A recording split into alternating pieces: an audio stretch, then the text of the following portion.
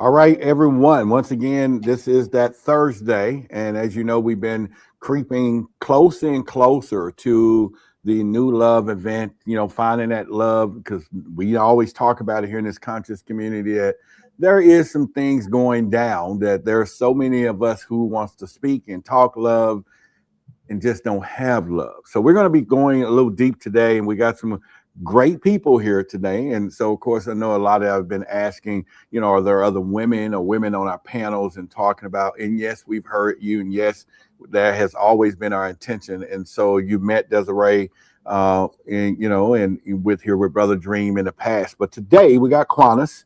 I had an opportunity to go to her Instagram page and her new books and things that she have out. So y'all want to go check that out for sure. But the vibe, the woman got the vibe. So we're going to be talking today. Of course, y'all know Brother Joseph here and Brother Dream, and we're here. So we're going steamrolling toward August the 8th here in Dallas, Texas. Quanis is going to be flying down here with us as well. So y'all get to meet more energetic people and just meet some great people that's going to be here with us. And you know what we're planning on doing? We know one person, and it could be you, is going to walk away with your love from this event. I guarantee you that. You're going to meet your person when it comes down here. Now, get me wrong. We got animal totems. You're here in Texas. We got cows. We got all kinds. You can meet your love cow, too. Just whatever. We're going to go with it. So, Quanis, first of all, it's my pleasure for us meeting. Like I said, I've been in your Instagram pages and just kind of really see your vibe. And today we're going to be talking about, healing from past relationships. And then, of course, I'm going to add a little caveat to that, and that is when to move on to the new one. Hey.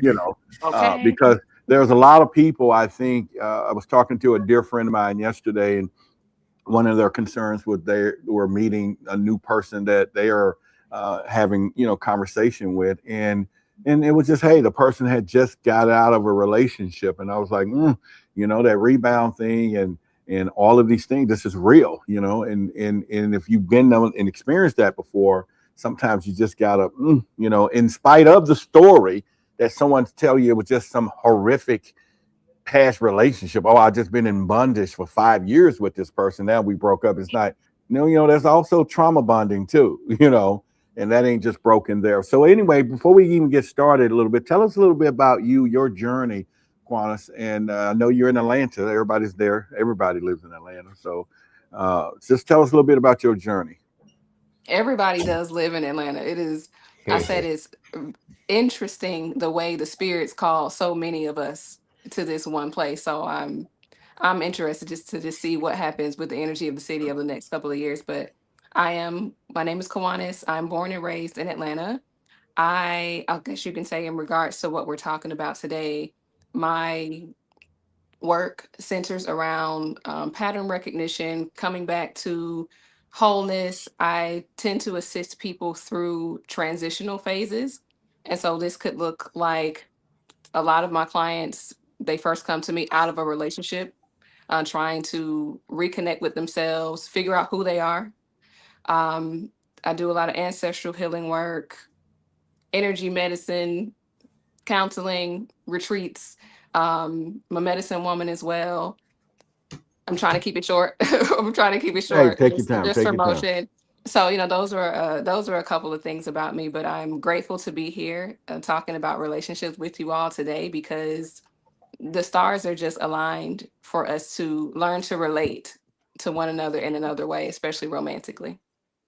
Well, have you ever just came across, and this is how all of this started for us anyway, that we, or even myself personally, we started noticing that there was this separation, I thought, or felt in our community of this awakeness that everyone is supposedly be on the journey. And it almost like we all are getting so good that everybody want to be alone. Oh, I don't need nobody. I don't need nothing but the Zen. And it's like, man, this love thing or this conscious is not so much one mind, one source. It's just one person, and have you experienced that talking to people where people now just to a point, well, I don't want anybody else. I don't even want it. And they start using the word, I don't want another human. It's like it evolves. So what have you dealt with Mhm. that? Yeah, I see that all the time, and I understand it from one angle because what we have just transitioned through collectively is an era where people really needed to understand who they were outside of the context of another person. So even people who have been in relationships, I'm pretty sure that that is something that is collectively we've all been experiencing. Who am I outside of the context of relating to another person? Now, what some people have done is taken that to the deep end of, like you said, just a thought that they don't need another human. And like I said, I see it all the time. And what I remind people of is that there is a relationships are part of our spirituality. Yeah. There are just certain things that we cannot experience about ourselves unless we are in company with another person who's able to even mirror us in a certain way. Mm. So to try to bypass the uncomfortable mirror effect of being in relationship with another person is a level of spiritual bypassing. So I look at it that way with, the conscious people who say, I don't need another human. It's almost trying to bypass a level of what you're here to learn. Yeah, I'm with you on that. What about you, Desiree, on that? Actually, I haven't heard or I haven't worked with people too often recently that are saying they don't want to be in a relationship.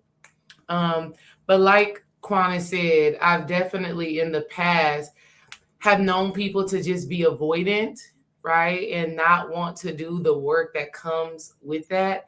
And we see that in a multitude of ways, right? I know people that resist doing things like fasting or meditating. They resist things that are good for them because they don't want to do the work. So yeah, I haven't worked with anybody too recent that is holding that perspective, but I definitely know that it's a thing. Yeah. Well, I mean, Brother Joseph, do that kind of show up in the tribe? I mean, I know you do a lot of consultations and, your conversations get pretty deep with people, especially when it comes down to finding this perfect partner. And I don't know why I use the word perfect. And it looks like because we're in the conscious community, they better be perfect. They better have the right energy, the right this, the right that. It's like no one is looking at where they was into where they are now. And so, what are your thoughts on that? Yeah, I definitely think that it's so funny. I just got off the phone with my homegirl just an hour and a half ago talking about this same topic, and I was telling her, don't give up, because that's what love is about. Love is about being vulnerable, but the thing is, people don't want to change. They don't want to transform. They don't want to let love transform them. Love is also a teacher. It's going to teach you. So if you've been in a bad relationship, it doesn't mean that all men are bad. Doesn't mean all women are bad. It means that you're just not learning something. And if you can just sit there and learn that lesson, whether you're a man or a woman, you learn that lesson, then you don't have to go through the same things, and you can keep your heart open. What happens is, like I said, people are hardcore. They're hell-bent on how they feel and what they want out of life and forget what everybody else wants. And that brings, well, I don't want to be in a relationship no more with nobody else. I give up. Well, no, you just got to conform. You got to be able to do the give and take thing with people, because that's what love is all about. Let it transform you. You know what I'm saying? And people don't want to be transformed. That's my opinion. Yeah, a lot of times what happens, Roderick, is that, it's that monkey see, monkey do thing. So a lot of times people are just grabber honors. They just want to follow the trend, follow the crown. I'm single, it's bad girl season, all of that stuff. And they just want to be, part of the trend, part of the programming.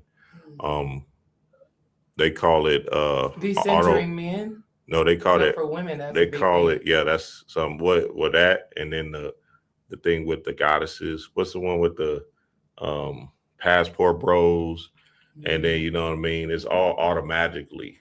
So everything is happening culturally. They're trying to attack a certain group, right? A certain people that is the gods of this earth, and they don't want us to come back into that Aset Osar energy, right, which is our divine right and power to rule our world, not the world, but our world. So I think it's a play, like you was talking about, Joseph. A lot of these podcasts are COINTELPRO. You feel me? Agent Smith, and we got to look out for Right. that. Yep. Mhm. Well, I want to kind of lead us into, of course, our conversation is, healing past or healing from past relationships. Now, how do a person from you all's perspective will know that they're healed anyway? Because most of us is gonna do a self check, and you're gonna just, well, I just feel like I'm over it, but or her or he or whoever they with. But at the same time, too, you can end up talking with somebody and they can talk about their ex, and then immediately you just because they're talking about, oh, they're not healed. It's like, so what's the catch 22 there? If you are going to meet someone, how would you know that they're actually healed? But you ask them about their ex, right? And all of a sudden they're telling you, and then you go, well, you know what? You ain't healed. It's like you asked, it's like whatever. So any one of y'all can take it on first, but we'll go around the room on that one. And I'm here learning lessons. So go ahead. Okay, I'm going to initiate. Qualis, you can go ahead and go first. Let's go. I'll go. I was waiting. So I have an interesting take on that, on the whole healed and not healed thing, because as I shared earlier, there are just certain things that you're not going to be able to do outside of a relational context, period.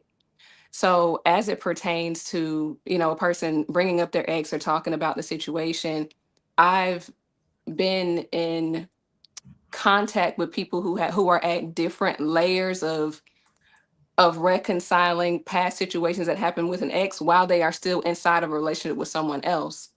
And what I found is, rather than them needing to be fully healed from that situation, their partner was able to support their process. So I look at it less of, have you fully healed from this? And more so of, one, are you able to support, are you supporting yourself through this process?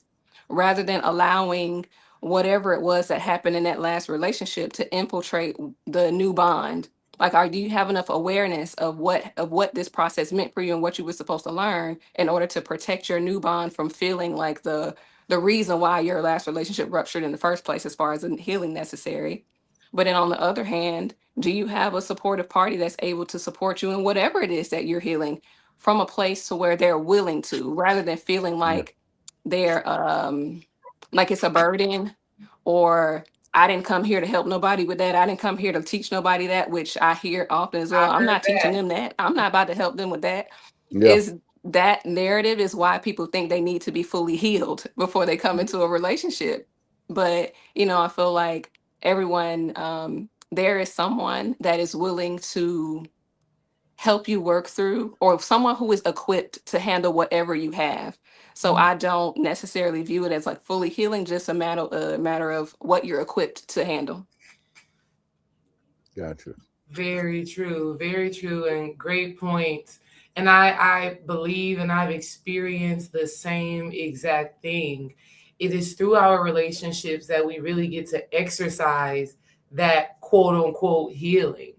You know what I mean? So I think people stop themselves from experiencing the love, the growth, the transformation that they're supposed to have, because they're waiting on being completely healed, not understanding that you won't even have that realization until you are triggered again in a relationship, right? It takes the relationship experience for you to fully realize that growth and that development.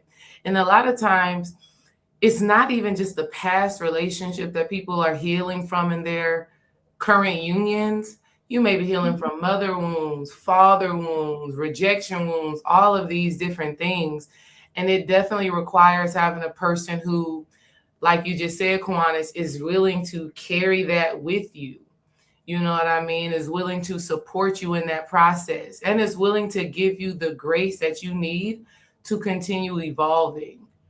So it's not a one-stop shop. I'm done. I don't have to deal with that again. In fact, I truly believe Spirit allows us to have similar experiences for us to know if we're going to revert back to that old way of thinking, being, and existing. Yeah. All right. Then are we missing the word rebound? Rebound. You never heard of that? Oh, y'all young folks now. Okay, we're Yeah, we done heard of it before. I'm trying to remember. y'all shocked. Like rebound? What's that? Basketball? What are we talking about? No, rebound. Sometimes you can get with somebody else to get over somebody else. Oh, The fact that, I mean, come on now. We've seen that, or well, us gray hairs, we know about that. I'm damn near like Dennis Rodman in this thing, huh? Yeah, and like he said, the best way to get over somebody is to get under somebody. Mm. Terrible. I don't know about that. You know what I'm saying? That's old school. That's old school stuff. I know y'all want to know that.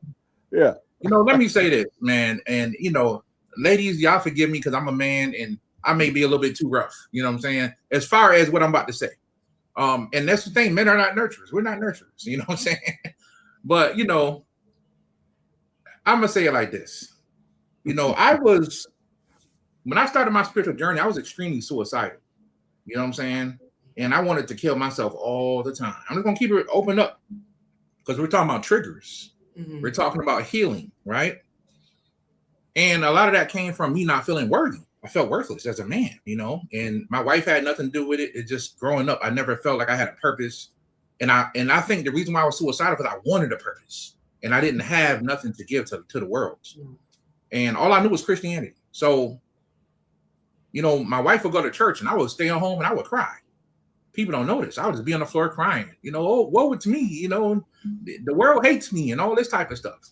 Mm-hmm.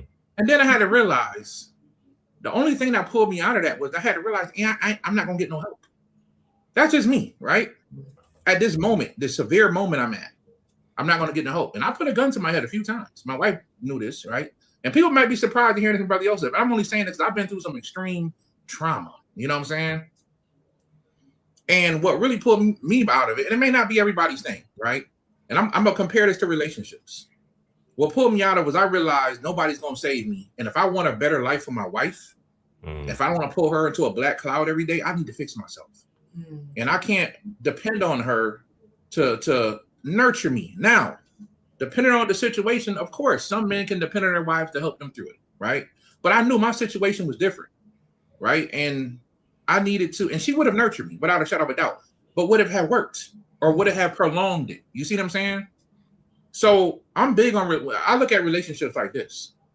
Depending on what the situation is a person been through, I think that, yes, let's work through it. Let's support each other. You know what I'm saying? To help you get past what it is. But when it comes to certain things like respect, right? I don't want you to blame your triggers on you not respecting or calling me a bitch or calling another man a bitch because you got triggered. I've seen people do that. And I don't want to bring this up, but I'm going to have to. I had a good friend of mine that was a narcissist, right? And for years, I was convinced that he was changing, right? I supported him. And this is no lie. Everything I'm saying in front of the celestial court of the spirit world, God knows and tells the truth. I supported him. I believed in his journey. And then all it took was, and this is what I noticed, y'all, as I grew, and this may happen in relationships, right? As I grew to another level, he couldn't go with me because he was not willing to change. And he blamed it on his triggers. To the point when we had our big dispute, he told me, brother, you triggered me. That's why I spazzed out. And I had to tell him, you can't blame me for constantly being triggered. You can't keep blaming me for that. Eventually, we got to grow up. And what I'm saying is, in some relationships, there are certain triggers, right? Not all of them, because you could definitely coach people through triggers, but certain triggers that you're going to keep growing and a person can't go up there with you. And it's going to mess up your relationship because you're going to realize this person's being a victim. They don't want to change because they're comfortable here, right? They're comfortable here and they don't want to change. And you have to be wise enough to see that. And sometimes that can draw people apart, right? So, and I still love this person to this day. Even though they hate me, right? But this comes from anger and frustration. So because you grew and a person couldn't go with you, you kind of have to let that person go, right? You got to understand everybody's trigger ain't for you to nurture. Certain triggers are. You help a person through it. Your lady been raped before, she been molested, and she got a trigger, you help her through that. Mhm. But if she can't respect you, or vice versa, ladies, if your boyfriend can't nurture you, if he can't respect you as a woman, and he blames it on his triggers because his mother was never there, or his sister touched him when he was there, you got eventually you can't sit there and suffer with somebody. Mm. Relationships are about let's learn to relate to each other and let's grow. Mm. You can't. If I'm helping you through your triggers, you got to be willing to grow with me. You see what I'm saying? That's all I'm saying. So Yeah. yes, there are certain triggers in life. Let's help each other through it. But when it comes to disrespect, when it comes to we can't make no money together, we can't have a family because I tell the kids something as a man, and you go behind my back and tell the kids, you're just causing confusion. Then we have to be wise enough, I would say, to understand when we gotta let it go. Mm. Because if and I'll say last thing, we're both 55 years old, 60 years old, and we find love. Oh, I love you, you love me. We're great together. I like you. Mhm. 3 months into a relationship, you call me a B-I-T-C-H. Mhm. Where'd that come from? Well, I'm sorry, that's one of my triggers. You're 55, and you're still calling them men B-I-T-C-H's? I'm just saying some of the worst thing you could think of, or vice versa. He grabs you by the neck as a woman. He grabs you and pushes you against the wall. Mm. And you're like, what in the world? Where'd that come from? He's like, I'm sorry, baby. You triggered me. Mm. You're a 55-year-old grown man. What are you doing still putting your hands on women? You know what I'm saying? And that's all I'm saying, y'all. It's certain triggers from my perspective that we have to be careful of. And in that case, people like that who got all these triggers, they may run to another person. And like Brother Roddick said, they may get under him. Yeah. You know what I'm saying? Because that's the only thing they can do is go to the next relationship. And they don't want to allow themselves the space to actually do that work. Like it's easier to distract yourself than to really reflect on who you are, why these things happen, et cetera, et cetera. So for anybody that is in that situation, it's so important to take your time and reflect on what you learned or took away from that connection. And you're so right, Yosef. One of the telltale signs of a person who isn't really ready to do the inner work is they'll jump from relationship to relationship to relationship and do not like to spend time by themselves. Oh, yes. So, yeah, I've definitely seen that. Great points. All right, so let's help some people out here. I'm sure you all, I'm going to talk to you beautiful ladies first, that you all have probably in your past, and you don't have to say you did or didn't, spend time with a guy just to kill some time to get over the other guy. And he's there helping you heal, but you don't want him in the end because you already know. But it's a lot of fun. They're there. I didn't have nothing to do. Come pick me up. Mm. I mean, this is real. This happens out here, right? We know this. This is real. Yeah. It happens. It has happened. This is real. It has happened. Yeah. It's real. It's happened. I'm gonna speak from two perspectives, okay? Because the version of me that knows better now, the version of me that knows better has a different perspective. The version of me that did not know better, what I will say is, that happens. I'll say in my case, what I learned is that certain people may come into your life just to help you soothe a wound. Sometimes it's just like that. But it's detrimental to the person who's doing the soothing when they don't understand why they're in your life, and when you don't understand why they're in your life. Right. Like that's where awareness and honesty is necessary. So I'll say that version of me wasn't even aware. Like you get out of the relationship, the wounds are still fresh, and you're like, I really just need some comfort, somebody to keep me company. Right. Oh, this is different from that. This makes me feel, I know I don't really like it like that, but it makes me feel better. And so that's like the part of us that needs to be soothed. Now, lack of awareness, you start doing damage and breaking hearts in the process. Sorry to these men.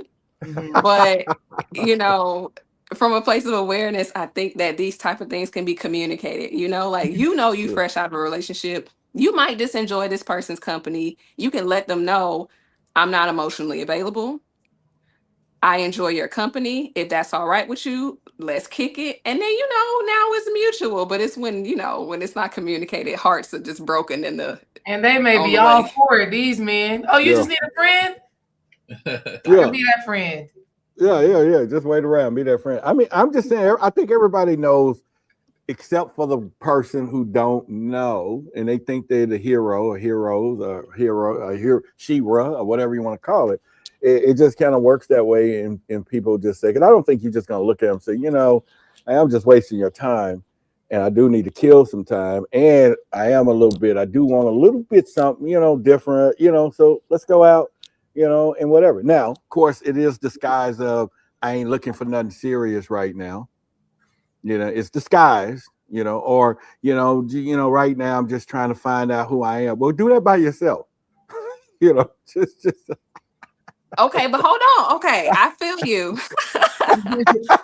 I feel you on do that by yourself. And you know what? A previous version of me would have said that. But also,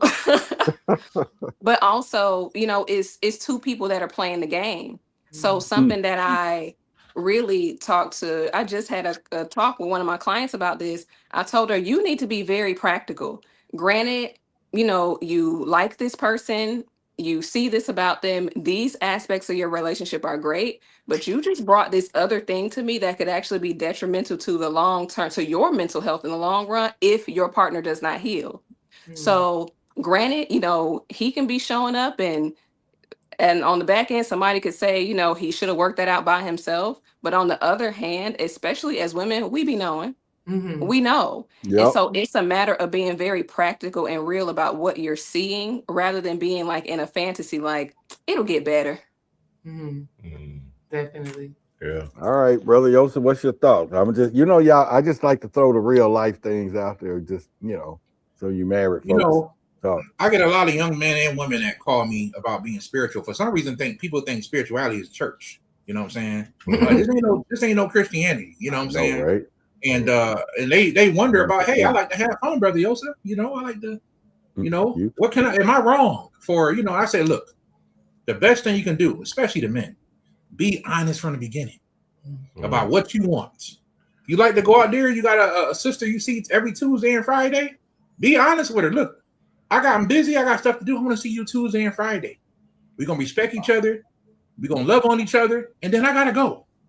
You know what I'm saying? And she may say, I don't want none of that. That's not what I'm here for. Cool. Move on to the next person.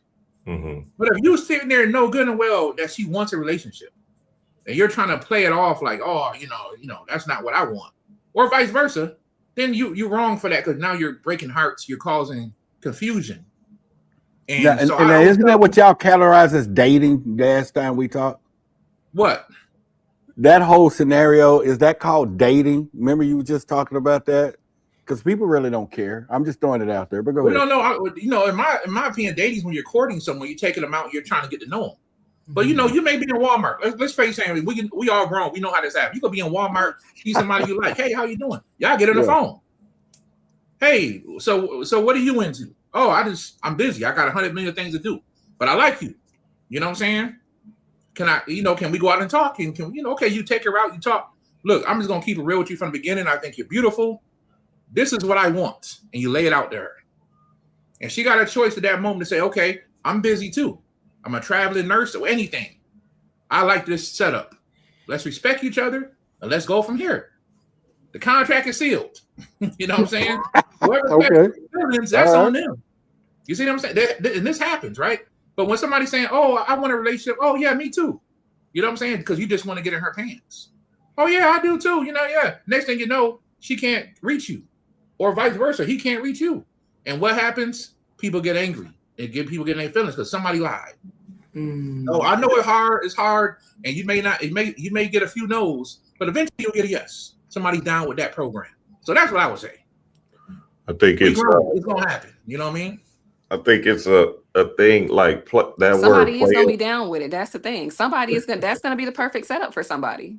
Right. Exactly. I think that word player gets a negative connotation a lot of times, because I think the energy of it seems like you're macking or trying to take advantage of somebody. But a lot of times it's just based off of the man's energy. Like the man has to be real thorough and forthright in his pursuit of, a goddess. So essentially what happens is a lot of men don't have real divine masculine energy um, where they're able to, you know what I'm saying, really decipher what's going on between him, and the goddess. So, you know what I'm saying? Because what it sounds like to me is what y'all are saying is somebody getting simped or played with a little bit. And, you know That's what what I they mean? do. Yeah. Right. Real people that have a sixth sense, right? We wouldn't necessarily fall into limbo in that particular manner, because we got a bigger mission to fry, right? So a lot of times what happens is guys don't have no purpose, don't have no drive, um, and their woman becomes their purpose. So now naturally they're just clingy, you feel me? They don't really have no sense of self, right? What you doing? Where you at? You know, that kind of energy. So I guess if y'all are talking about them beta men, then naturally, you know, you could get a few of those dudes that will pop up and sit with you for a minute. But I've in with the spiritual lens of this thing, especially when we talk about that player energy, niggas just not gonna go for that.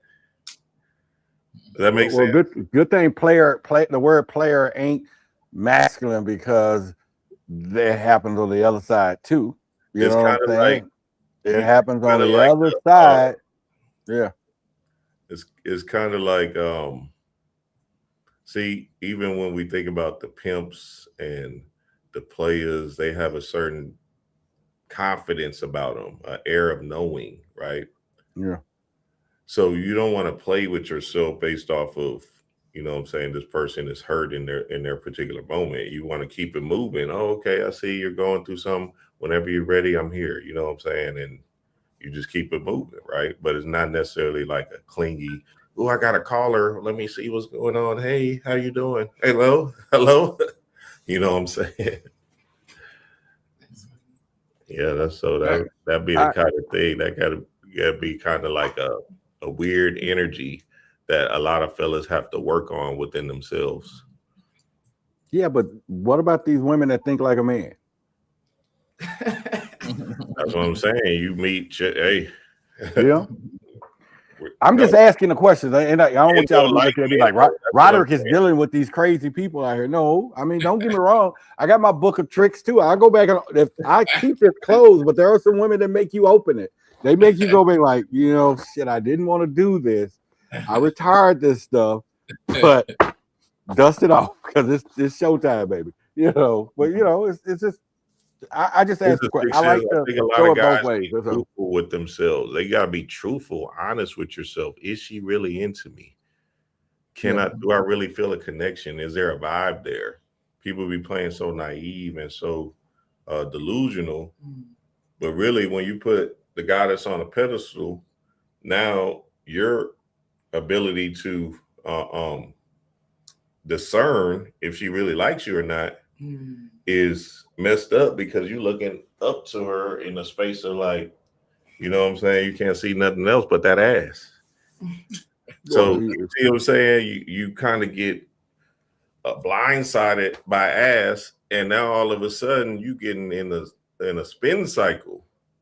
You getting that washing machine worked on you.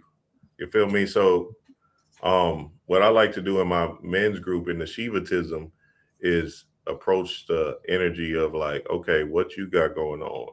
Who are you? And let the goddess become attracted to you. And you'll be able to tell. She'll be just on you. She'll be feeling your vibes. You feel me? I usually just don't be quiet enough. But Quantas, once again, you know, you're here with us and not putting you on a spot or anything, but how's your dating like? Well, as I have been put on the spot, Huh? um, I am I am in a place where I have just started to consider dating again. That's straight. Yeah, I'm in a space where I just decided that I was ready to date. I haven't dated. I was in a relationship 4 years ago, and Spirit said loud and clear, "That's not your man. Let it go." I was like, "Okay." And, there was no fight about it. I was like, okay, I was just in a space of deep obedience. And I heard, I also received, you're done learning lessons like this. I was like, Yeah. okay. And so since then, I've just been healing to myself. And, it's been like the past couple of months or so where I'm like, you know what? I think I'm ready to date again. That's, and again, I apologize. I'm just kind of open. Everybody know, but it's, I say that because, we all in this community. Of course, they're married, and there's just things they can't say. They try to a little bit, but I can't, because they do got to go pillow talk tonight. You know what I'm saying? And, so they may talk a little bit, but it is like, why did you say that? And I know it still exists. And then Brother Joseph, he just does his thing quietly because he'll be like, yeah, I'm married. And so, for those of us who are not married, and of course, been there and done it and got the T-shirt, but at the same time too, I do look at, like I said before, when we first begin the conversation, that it is a hard notice here in our conscious community. And I think this is where it all started, is that there's just something there where it's almost, you can have 10 conscious people in the room, 5 and 5. Everybody's single, looking for love, but they don't look at each other. And it's something about, now don't get me wrong. I actually came up to this and I just started learning this word normie recently, right? And it's like, man, it's time, maybe you just need to get a normie because you don't want a conscious person.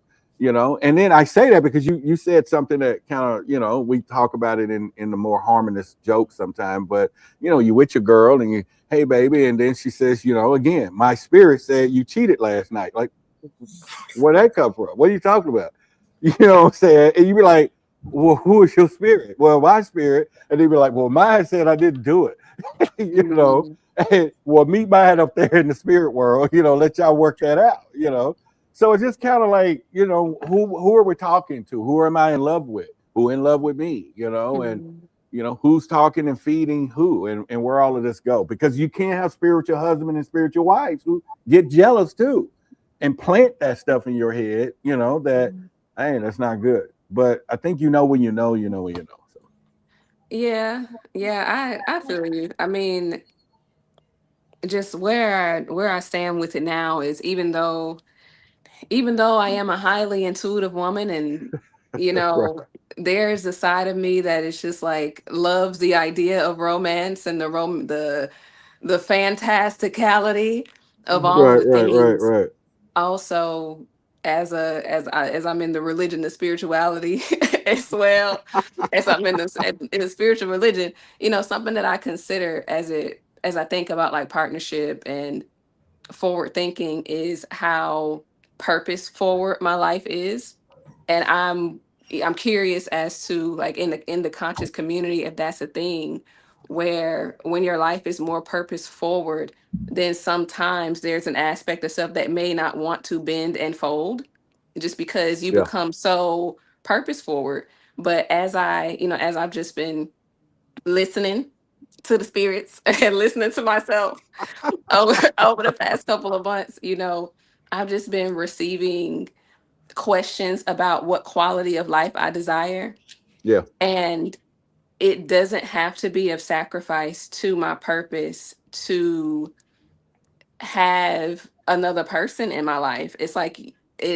I'm not sure whether it was you or Brother Joseph that said everyone is just thinking about what they want and what they want to happen and how they want it.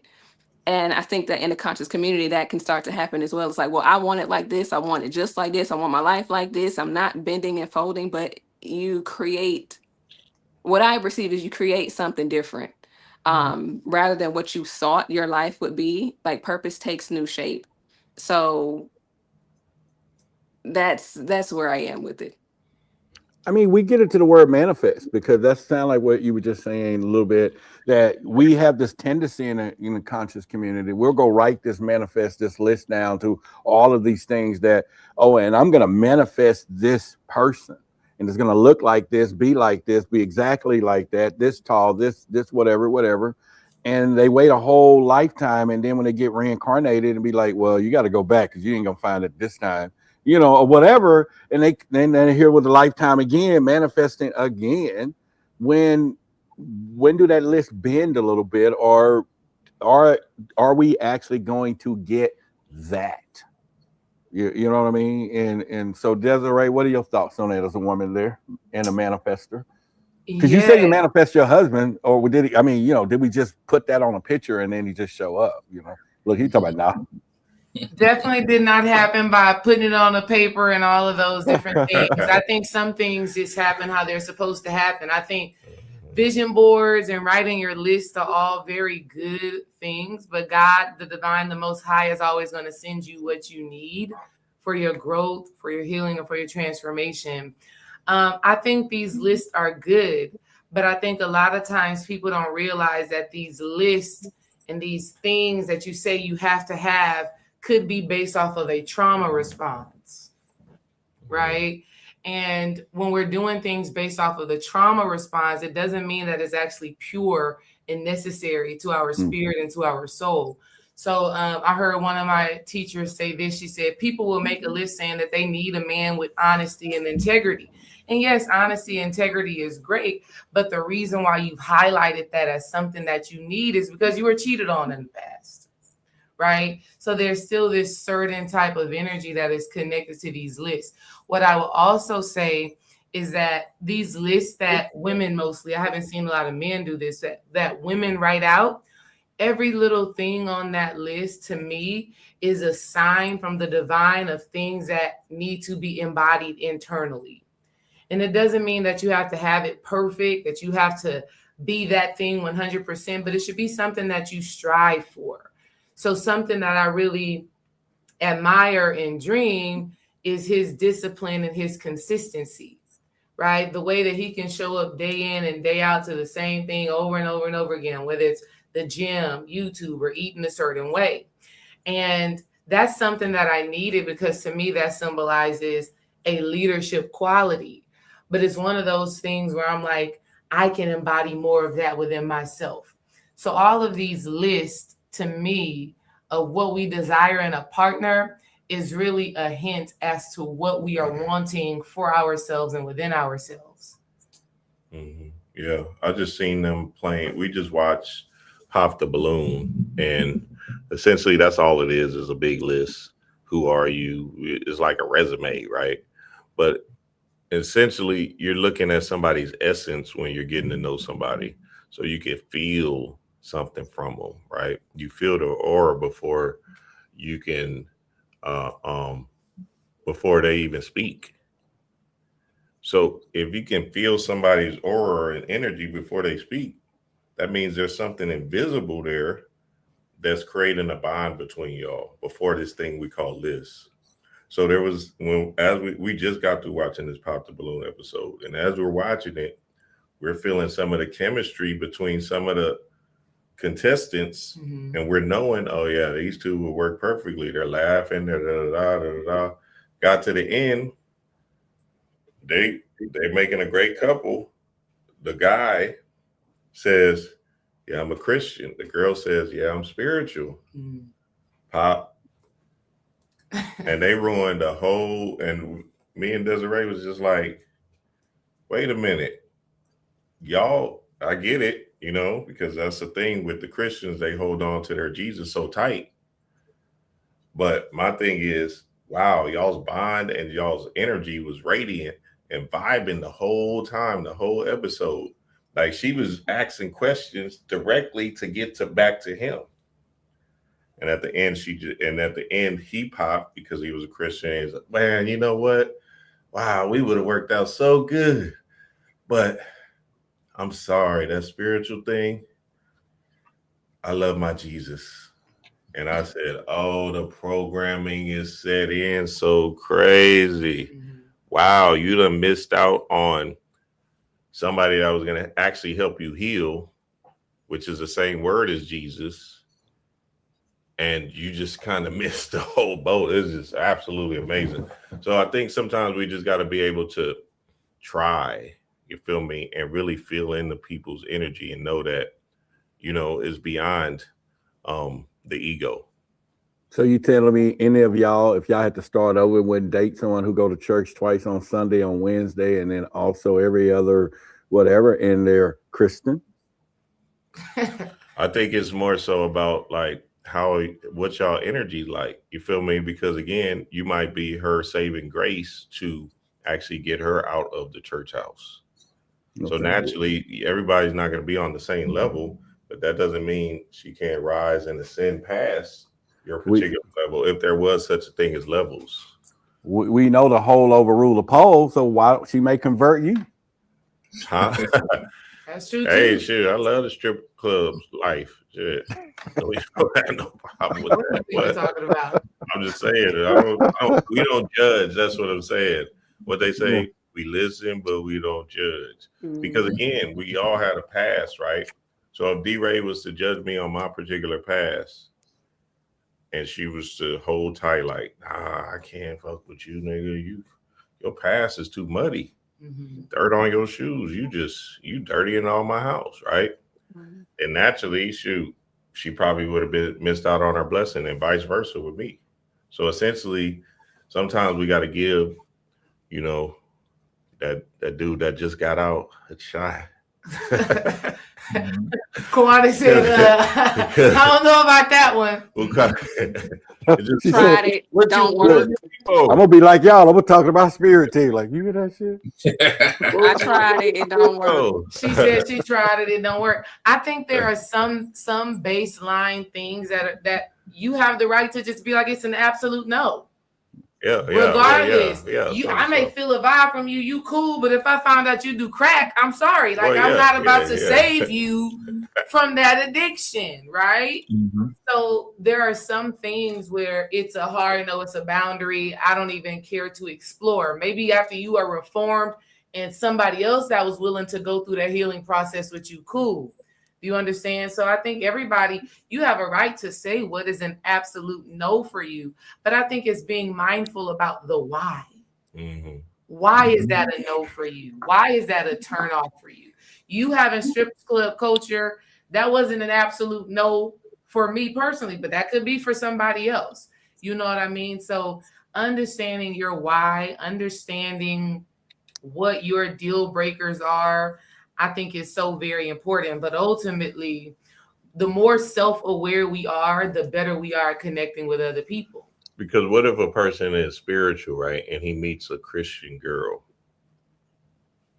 That, you know what I'm saying? As a spiritual man, you need to be able to get past that particular ego programming that they have based off of, everybody's not there.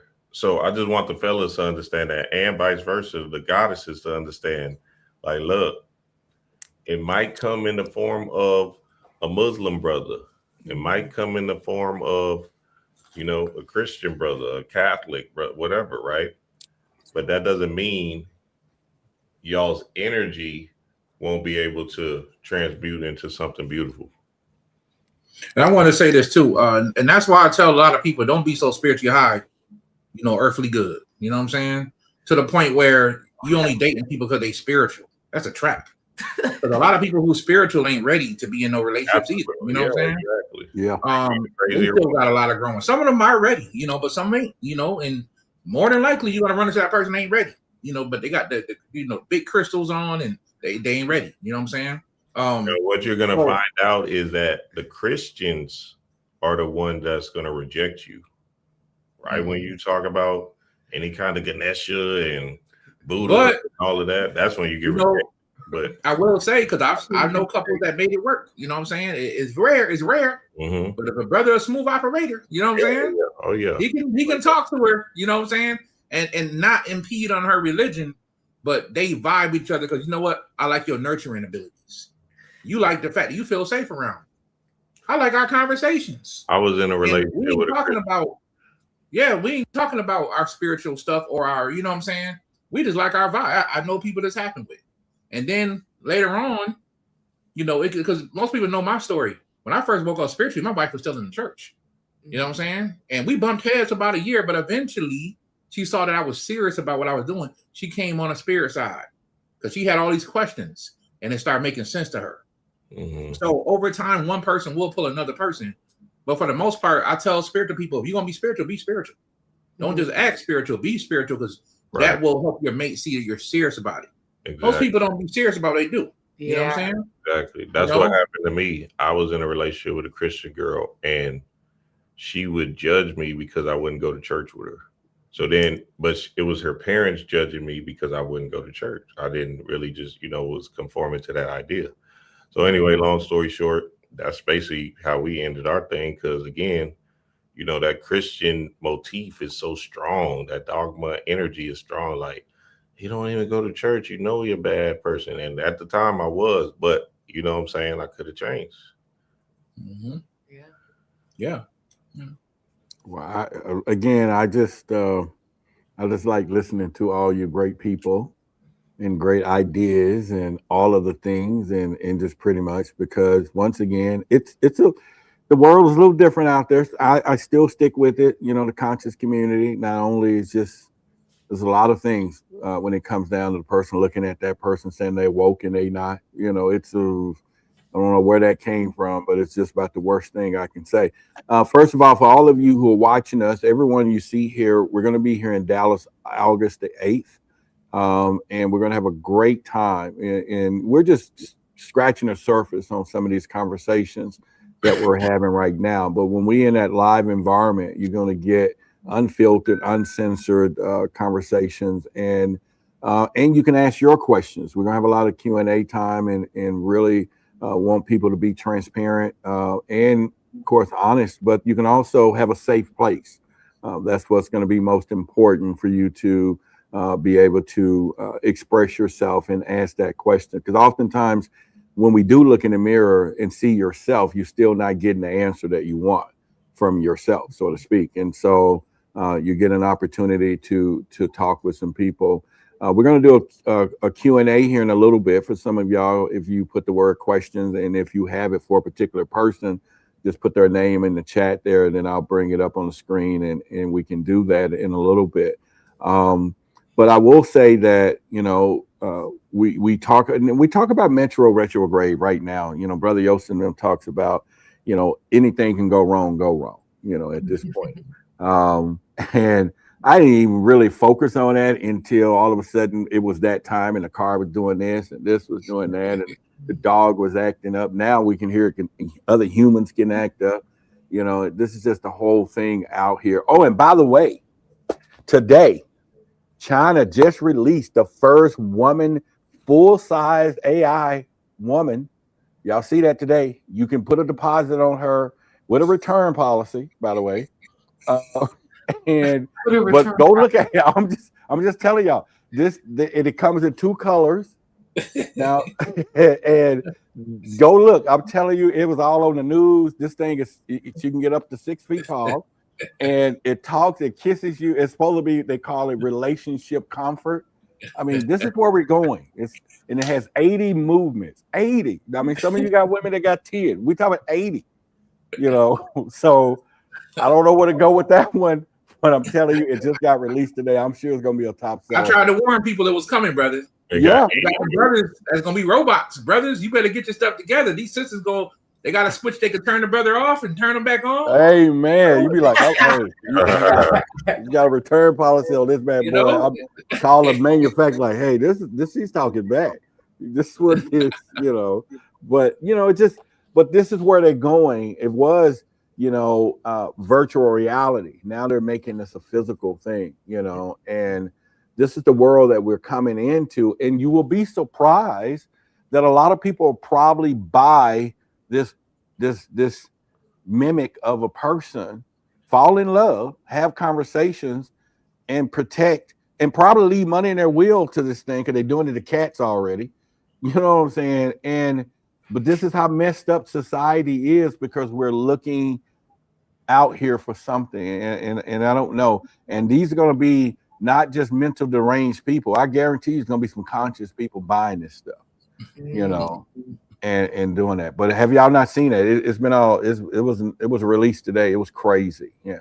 Well, I think sometimes in this illusion that we're in, that fake love or whatever it might be can stimulate a real love. Mm. So naturally, you love who you love, right? We see it all the time. People doing. We just thought we just seen a trans girl on this Pop the Balloon episode, and we was like, "Oh, okay, well, love you, you love." You feel me? Like, so you know what I'm Because my saying? Scooby Doo like, Yeah. So with the AI and this technology world we're going into, I think we all came down here to understand it and just observe it, us personally, right? And as we go deeper and deeper into the future, these kids, you know what I'm saying, they might be in a different mindset than what we're in, you know what I mean? So we'll see how it goes. Obviously, you would think like the organic thing is a thing, but as this thing keeps on progressing, we just got to understand. Well, are they receiving light? Are they receiving some kind of healing? Right? And shit, maybe. You feel me? Does it argue with you? Does it know when to argue with you? Right? Does it know when to show you some love? Does it know when to hold your hand? Does it know when to, you know what I'm saying, give you all these signs? And yeah, it's a new day, y'all. Terminator. You know, they came out with a movie years ago called AI, Artificial Intelligence, back in like 2000. Steven Spielberg. They showed you what's going to happen in the future with robots. Robots had a whole call service. You know what I'm saying? It looked just like a regular human being. Can't even tell the difference. Right. You know what I'm saying? So they're going to feed these things to people without a shadow of a doubt. And there's always I'm sorry, but there's always some weird person out there that's going to really think they're going to marry a robot. Yeah. And in our first lecture we did, me, Dream, and D-Ray, we did a lecture, Master Student Conference. I talked about robots having babies. Yeah, I remember. Way back in 2021. I'm telling you, this is going to be real in the future. People are going to really think that they're going to be able to get their robot pregnant. It's the craziest thing ever, but it's coming. Well, we already working the movie. What was that movie? You seen that movie, Hanyo Silvaquanis, Roderick, where it was a little baby was in the egg and it stayed at the little. It was an Amazon Prime movie. Yeah. The little egg with the baby, it stayed at a facility, and the families get to come and see it. And sometimes the dad, they showed this a lot. Sometimes the dad gets to wear the egg, or the mom gets to wear the egg, and that's how they move around like they're pregnant. And then after the 9 months or whatever, the baby is born, they bring it home. Yeah, so, y'all don't remember that? It was on Amazon. Y'all put it in the chat. Quanis, what you was about to say? It sounds familiar, but I'm not sure. Yeah, drop it. If you remember the name, drop it, because I want to go check it out. We're gonna find it. And it was such an interesting movie. It had what's that black guy in it? It had the black guy in it that the man that fell to earth. You know that black guy? He was the one in it. Very good. I don't know, is Cheetle? Nah. Yeah, Chit. Something like that. What I will say, something that I've been thinking about this for a while, but in a totally different context, when it comes down to organic pleasure versus artificial pleasure. And what Spirit had been giving me was, whenever you do something organic, is because you are taking your time, you're building a practice, and you're nurturing that thing. You're developing the skill of that thing. Whenever you go into something artificial, whether it's even ChatGPT or artificial pleasure through vibrators or an AI robot partner, this is for time management. This is when you're trying to get it done quick. You're trying to get it done right now. Do we understand? So for many people who will choose that route, part of it is not having the patience and the willingness to work organically with somebody else. Okay. I want to feel this. I want to get this done as quickly as possible. And so we got to pay attention to things like that in every aspect of our lives. Like, are we willing to take our time and nurture the things that we say we want, or does it have to happen like this? Because that's what AI is, and that's what these artificial relationships will be. Oh, there you go, baby. You found it. Yeah, the pod generation. That's what it's called. It's this right here. Y'all see that? Never heard of that movie. Oh, yeah. Y'all got to see it. This is I'm going to have to check it out. Yeah, there go the baby in the egg. Oh, wow. and yeah, and yeah, it was trippy, but this is the future. Um, yeah, Yeah. y'all check it out, y'all, it'll blow your mind. Yeah. I'm gonna check it out. So, Yeah. Roderick, Okay, somebody has found it. Yeah, the pod. Roderick, you got the most experience up here, brother. God dang, you I tell mean, us. what about a pod? What's the question? Nah. I Well, what, in what relationships, like what have you went through in the aspect, and what have you seen that kind of moved you forward and pushed you to who becoming this divine God that you are today? Because in your past relationships, you had to go through, the struggles and trials and tribulations of that, but you're still standing, right? You're still here, and you confident and ever, sharp, handsome, fresh. You know what I'm saying? You didn't fell off the face of the earth. Well, I mean, you can get to a point where this stuff could, shape you, so to speak, because I've dealt with some individuals that have could have dictated how I treated the next person, so to speak, and just to sharpen your old knives, or of how you did things. I think for me today, taking on the presence, and it wasn't about what most people would say because I was raising daughters back then, but they're grown, so they have their experiences. But for me today, and where I stand today, it's a little uh, different when you start to really want to experience. If you want to experience what I consider, what I think I want to experience, is true love, right?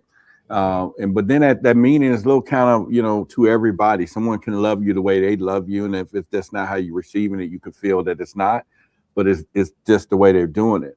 But I will say the fact that I have been a little more cautious in dating, and I don't do dating the way most people would now, because hey, you can just have multiple people. I just don't think I want to disperse my energy that way, and I don't think it's fair to the person who I'm trying to get to know seriously, that I'm going to clout, because I got to give them opportunity to make mistakes, because usually we call it red flag when it could be growth, giving a person opportunity so that y'all can work through it. And oftentimes when you have all of these different moving parts, and even I don't have to commit to you to respect you to see you by yourself as I'm getting to know you. You get what I'm saying? And so I run that same ideology all across the board, and it's easier to just to get to know you, to move on from you, to try to get to know you and prolong getting to know all of y'all, right? And so I've learned that pretty hard, as in recently. Now, of course, I'm always transparent. Me, if I met someone in a grocery store, and if they are in the material world, which is, I've learned empathy now, which is, we all one. And so at this point, I got to understand the way they see me. If they feel that, hey, I'm not the muscle bound person that they wanted, but then don't understand the love and who I am and what's going on. That's cool too, because we all are visual at some point, right? Then you can meet people who understand who you are, and you got to decide what you want as a man, what's going to complement. And then I started going through the whole thing of, I'm gonna marry my business and make my wife my mistress just to keep the fun going, right? And you tell somebody, they're like, "What? I'm not gonna be your mistress." I said, "Think about what the mistress get, though. The attention here. It's just like, it's so you got to come up with all these concepts." But I do believe that now, as a man, as I'm getting older, and then understanding what type of individual this is that you want, especially being in a community. I'm running a community, and there are some who don't want that responsibility, and the responsibility is what went on at our house last night can affect thousands. You know what I'm saying? And you can literally tell some of these women that, and you can see that the word responsibility is just not there.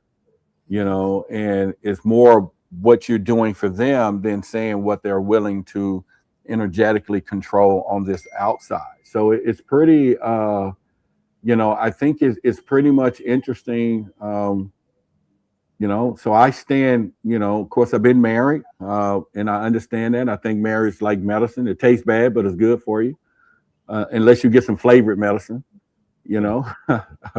But at the end of the day, I am looking always to find that one individual that I want to spend that one time with and understand it and really enjoy life where we are. And But I do get a little discouraged in our conscious community, because you meet people that is something about that oneness is real, and it carries on in our life there. So I don't know if that's what you was asking at this point, but I had my first 4-pound lobster yesterday. I had an individual come in town, and she's like, "Hey, I want to take you out to whatever," and so you get the ones who do see who you are, no matter what, and then you get some that I've wind up chasing people who I shouldn't have been chasing. Period. None. Blank. Pump. Blank. I've had people to judge me this way, and I don't judge them by the mind when I should. They don't know what they should know. And I took that for granted. Now I'm starting to look at people. If you don't know, I gotta. Now, can I grow you? Are we going to grow together? Or do I hold that against you as much as you hold the material world? Do I want to hold the spiritual world against you? And so I run that now, because you do run into people that don't know what you know. And at this point, do you have leniency, like y'all said, as in, going through that trauma? Now we're not just talking about relationship trauma. We're talking mind trauma, right? The whole truth, cognitive dissonance, all of the stuff that is a fight to fight with.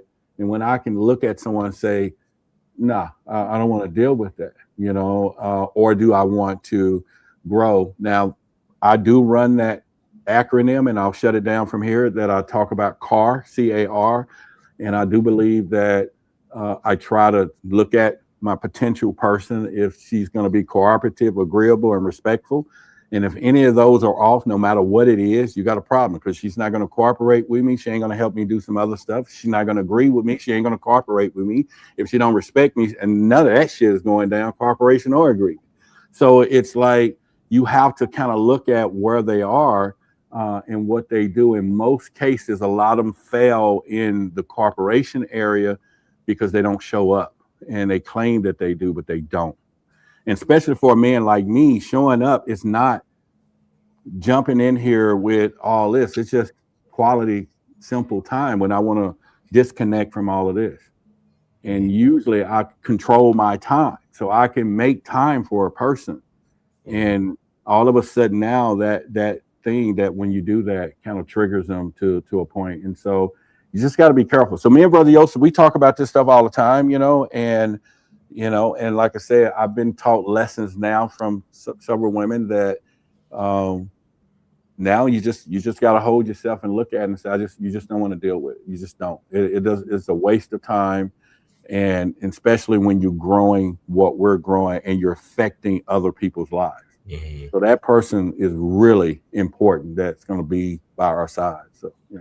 Right. I want to ask you guys a question, all of you. I would love to hear all of your answers, even you, babe. What is something you've had to heal within your relationship, or even after your relationship, in order for you to become, more of the person that you desire to be?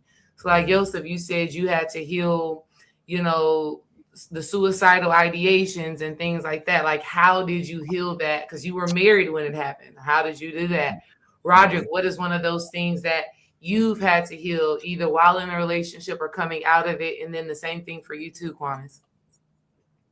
I'll let the ladies go first. So for me, deep codependency, honestly, if it were anything, it would be that. The codependency manifested itself as me just not being able to be alone, which is why I needed 4 years by myself to really work it out of my system and learn who I was, learn what I liked. I didn't even know what I liked. I didn't even have, I would say that I didn't have preferences, and I would say that I didn't need much.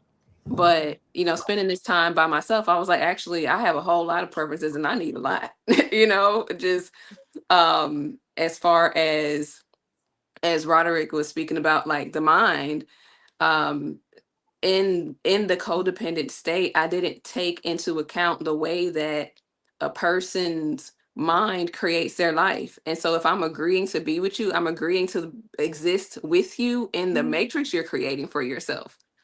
And so then it's like all of this chaos is happening because your mind is chaotic. But my mind must be chaotic too, because I'm over here with you. So I must be chaos too. Is the way I look at it. So the healing for me was really getting to a place where I was able to be like have intimacy without merging.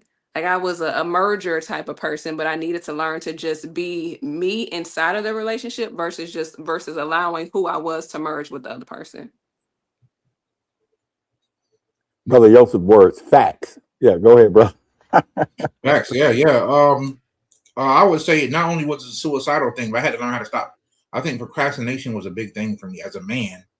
It was very dangerous. I was a big procrastinator, and I would just take life for what it was. I had no motivation, so I think that's something I had to overcome as well. Is like being more motivated. And I ain't gonna lie, what motivated me was the birth of my daughter. When it happened, I needed that. You know what I'm saying? And let me say this too. I think from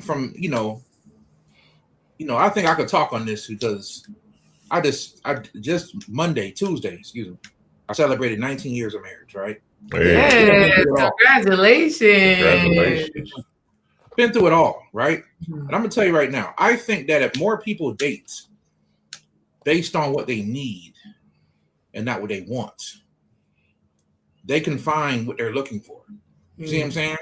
I think when people date from the perspective of they want a man that's 6'4", nothing wrong with that, right? But I think that if you date more of, okay, I need a tall man, stop putting, you know what I'm saying? Because let's be honest, nobody gets everything on the list. And I think there's a reason why, you know what I'm saying? Because it just ain't real. Because if you had the perfect guy, I mean, you got to live up to that, his perfection. And some women, or vice versa, you get this perfect girl, that's the girl of your dreams, you've been dreaming about since you were 17. And brother, now you got to live up to her. Everywhere you go, man going to be looking, you got to deal with all that. Same thing with you, sister. You got to deal with this man 6'4", 6'8". Everywhere you go, women look, you got to deal with all that. And there's nothing wrong with that, right? Because there's some women who have this. But all I'm saying is that you can still get those things and bless with those things if you just focus, I think, more on what you need, right? And I think when you focus on what you need, maybe you do need a tall man, right? Maybe you do need certain things. But I think people approach relationships with selfishness. This is all I want, right? And he got to be that, or she has to be that, or I'm done. You know, and I think if we approach it more from just being what we both need, as we grow with each other, let's take care of each other's needs. I think people can go further with that. I just want to throw that in there. Joseph, but how does a person determine what it is that they actually need? How do you get to know what your needs are versus your wants? That's a good question. So I think it's already built inside of us, what we really need. You know what I'm saying? Maybe you need a more of a gentle man because a person does have some issues. And like I said, there's some things you help your mate work through, but there's some things you shouldn't stand for at all. But maybe you need that one nurturing man that can help you work through these things. You know what I mean? Maybe you need a man that's more of a motivator and not just a man that do a 9 to 5. Nothing wrong with a man do a 9 to 5. I did it for years, but maybe you don't need that no more. Maybe you're at a point where you need a guy that's on your level or a guy that can meet you somewhere because that's what you need. So y'all can have an understanding. You see what I'm saying? I think everybody knows what they need. It's like the Buddha said. Buddha said, wants, which is basically, wants is the cause of all suffering. You know what I'm saying? The more you want something, the more it's going to make you suffer. Because the truth is, you can never really grasp it. If you just go by what you need, a secret happens. Everything you find out what you really want is being provided for you. Now, I don't want to say, I want to be very clear, you know, because people always find an angle, right? But I want to be very clear. There's nothing wrong with enjoying your life. Nothing wrong with going to pick up something nice for yourself. You may want certain things, but I'm talking about when it comes to real heavy life issues. I think, and that's how I keep peace in my life, not just my relationship, but with my business. with my family, right? I focus on what we need more than what we want. Even in my tribe, I focus on what does the tribe need. I don't focus on what everybody want, because now I become a slave. You see what I'm saying? I have to constantly live up to what people want instead of just knowing I feel good about myself, knowing I provided everything people needed. I was enough. You see what I'm saying? And I think when you approach a relationship from what we both need, you can be enough for that person, and that person can be enough for you. You know what I mean? What's something you've healed, babe? Healed in our relationship or before our relationship, in a relationship? Trust issues, trust. You know, we grew up on Maury, Cheaters, Ricky Lake, Jerry Springer. So, and then seeing the OGs in the hood, they got 3-4 wives or 3-4 girlfriends. You know, it was always something. There's fights. You cheating on me, right? All of this stuff. You are not the father, right? All of that. So that programming seeps into your subconscious mind, and now all of a sudden, you don't trust nobody you date. So then you start to just carry out that reflected energy of like, well, oh shit, I'm out here doing me. So when I got with D. Ray, essentially, I was in my healing journey, right? She was in her healing journey, and we talked profusely on, you know, that aspect of it. We practiced a lot of different spiritual techniques and things that actually helped us heal each other. One of the biggest things D. Ray and I did, and this is my first ever spiritual, so, you know, anything, right? D. Ray. So essentially with her, as we're growing in this journey, we can actually understand the invisible intelligence that we have to heal from. So it was one of those profound things where I can like let go and release any kind of notion of not trusting a goddess. What about you, Roderick?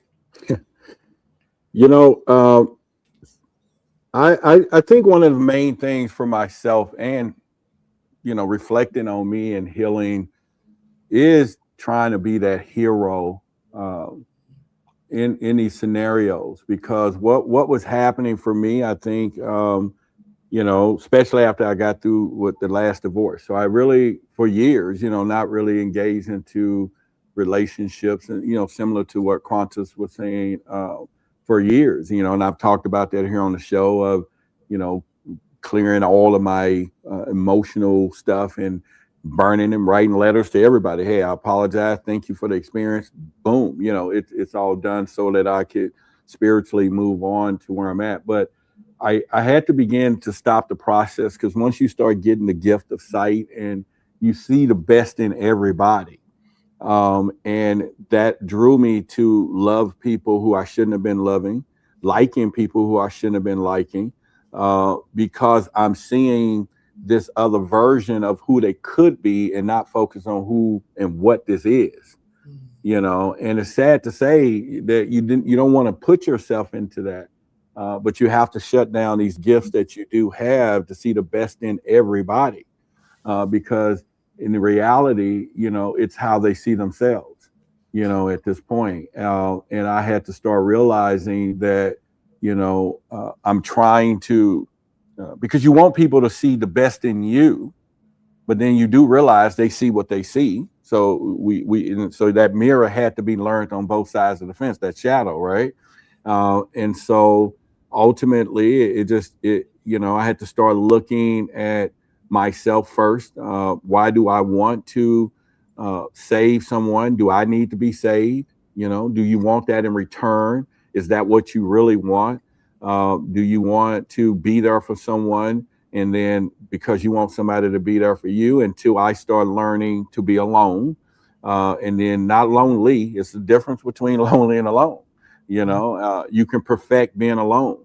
Then you become one, you know, spiritually, physically, mentally, financially, and then hopefully that day you'll meet that other person who is one themselves, you know, and not somebody who's all out there. And I think the last lesson of that for me also as I think about, even this little dragon I just print up. It's got all these thorns on it, right? And and I can say that I'm meeting people that are beautiful as roses, right? And you look at them and you think about it, and then you want to grab up them and give them a hug, and you forget there's a lot of thorns on roses. You got to know how to begin to approach somebody and touch them delicately in the right spots, that those thorns or trauma doesn't poke you. And so it's the same thing for me, learning that, all these beautiful people are like roses, but they got thorns. You got to touch them. And that goes back to me. I have trauma and thorns that, you will hope to meet the right person that's going to hold you delicately in the right spots. And so now, just healing. And, of course, I grew up just like Brother Yosef was talking about. My mom, tried to take her life at least 3 times, walking in on it as a youth, having cousins that committed suicide, a brother who called a few times is going to do this. And we're talking grown folks here.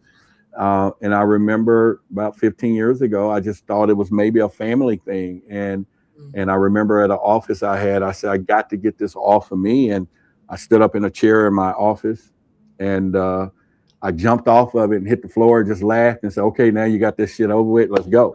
And it was just, you had to act it out to survive it, so to speak. And so just healing from childhood traumas, things that I experienced, being married before, knowing that not every woman is the same. And then, of course, experiencing what I call the Leo factor. And Brother Yosef, I talked about this recently.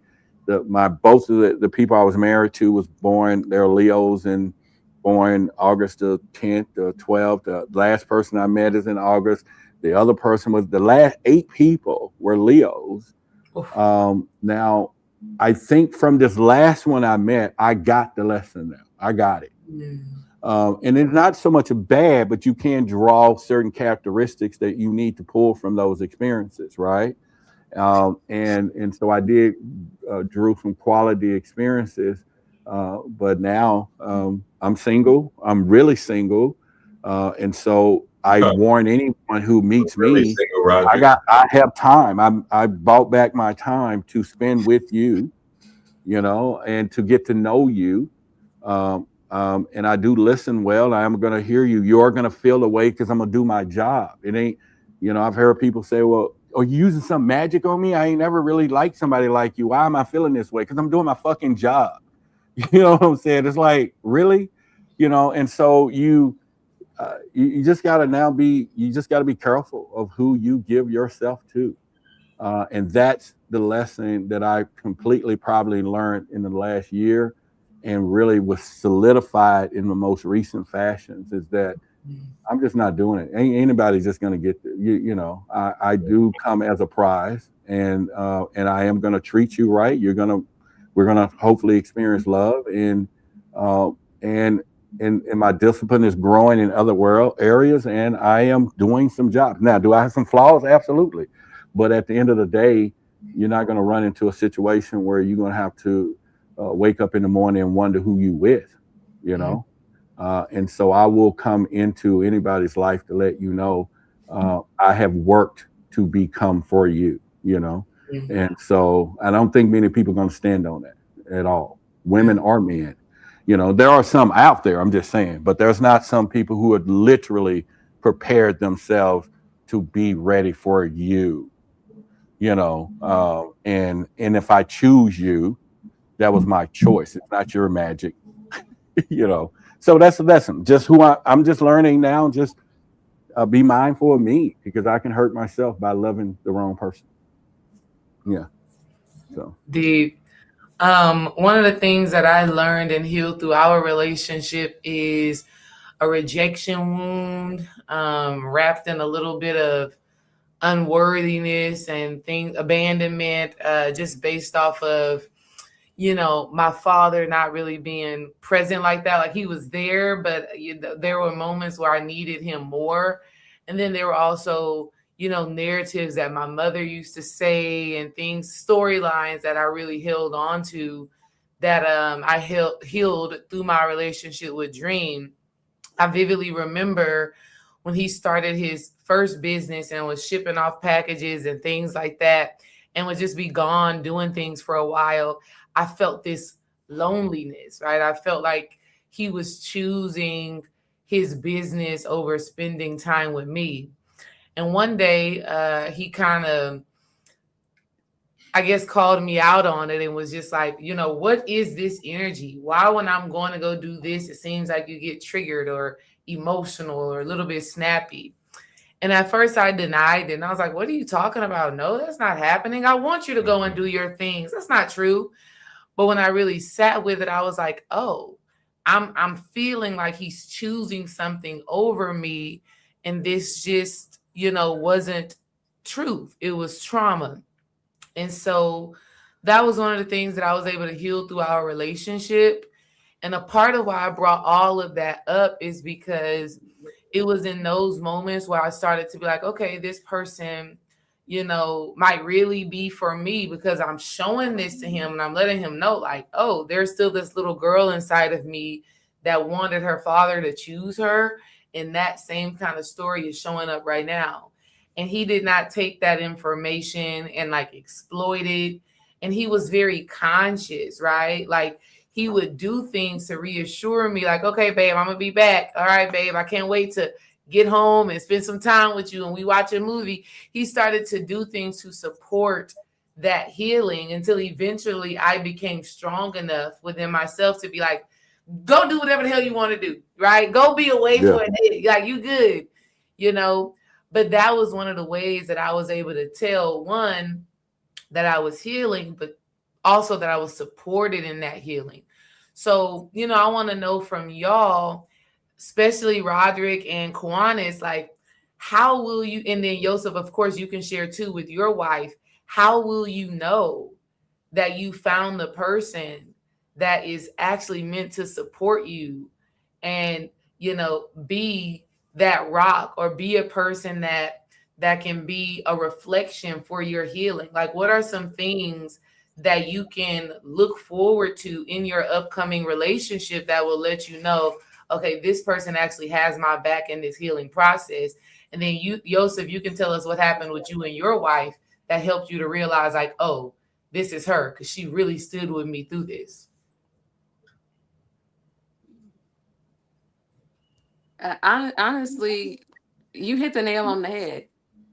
Just when certain triggers come up, and seeing that you are supported in that, and supported in a way, not to where it's like, Dream wasn't like, let me do this for you, but there was a reassurance present. And I think that sometimes people don't, for whatever reason, don't want to provide reassurance for whatever reason. It's like, sure, you can see it, sure, that this is present, sure, you can work through it on your own.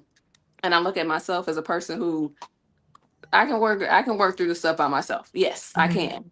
But even now in my friendships, I feel most loved and I feel supported, and I know that this person is really here for me, when, regardless of how much strength I display, regardless of even how much vulnerability I display, I am reassured that it's okay for me to just be human. It's okay for me to feel this, and I'm considered. It's such a level of consideration as well. Like, when Dream, was saying, saying, hey, I'm excited. This is it's reassurance, but it's also this level of seeing you. Like, what? I don't have to do this.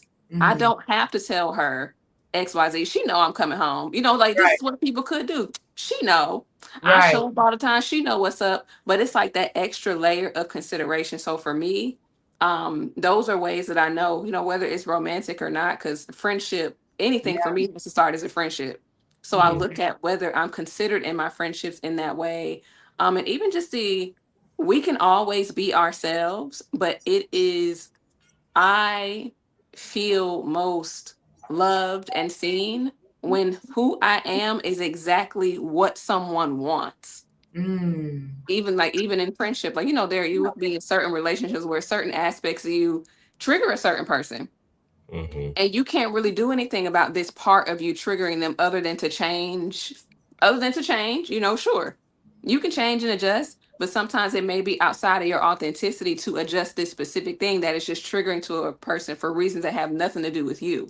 But to, come into relational aspects where this thing is like, you know what, that was triggering for them, but you love this about me. And I love it that you love this about me. So I feel, I feel seen. I feel like this is something that's more effortless rather than change. Yes, but I feel like sometimes something calls for way too much adjustment. It's like, all right, you're asking me to adjust things that really truly aren't a problem. It's problematic for you. Yeah. So, I look just for like that natural resonance in knowing, okay, friendship wise or whatever, this is a person that's supposed to be in my life.